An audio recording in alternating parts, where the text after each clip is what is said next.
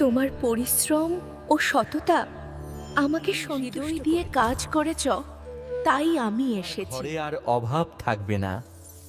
তোমার পরিশ্রমই হবে তোমার সম্পদ। যেন চিরদিনের জন্য তার ভাগ্য বদলে দিল।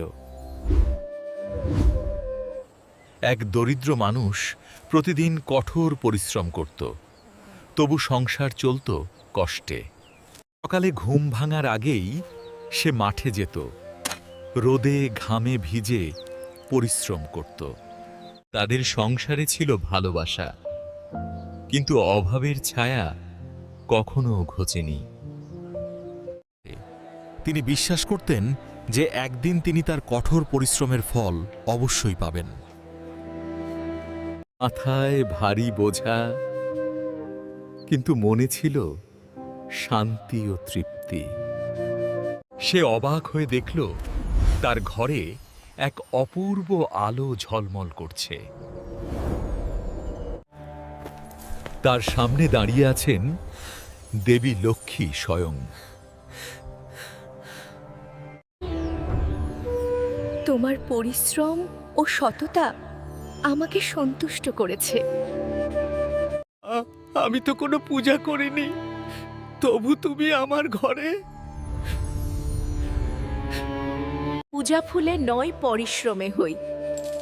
তুমি হৃদয় দিয়ে কাজ করেছ, তাই আমি এসেছি। তোমার ঘরে আর অভাব থাকবে না। তোমার পরিশ্রমই হবে তোমার সম্পদ। সেই আলোক রশ্মি যেন চিরদিনের জন্য তার ভাগ্য বদলে দিল। তার কাজের সাফল্য বেড়ে গেল, লোকেরা তার নাম শুনে অবাক হল। সবার তার সততা এবং কঠোর পরিশ্রমের প্রতি বিশ্বাস জন্মেছিল।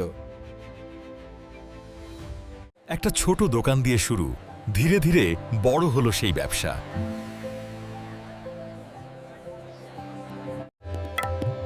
তার জীবনে সুখ, শান্তি আর সমৃদ্ধি ফিরে এলো। যে একসময় পায়ে জুতো ছিল না, এখন দান করে অন্যকে। তিনি বলতেন, আমি দেবীর কৃপায় বড় হয়েছি, কিন্তু মূল চাবিকাঠি হলো কঠোর পরিশ্রম। কেউ কেউ বলল, নিশ্চয়ই কোনো জাদু করেছে।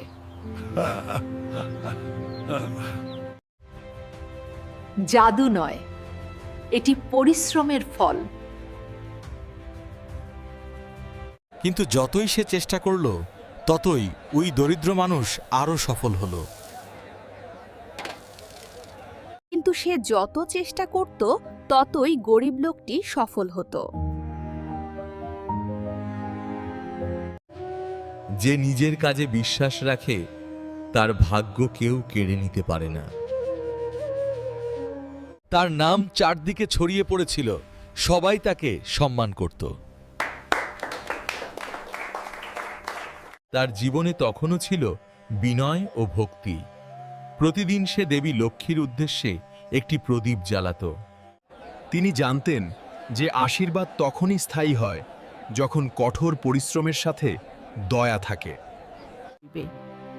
তিনি জানতেন তার আশীর্বাদ সঠিক ব্যক্তির ঘরে পড়েছে। মনে রেখো, সম্পদ নয়, পরিশ্রমী আসল উপাসনা।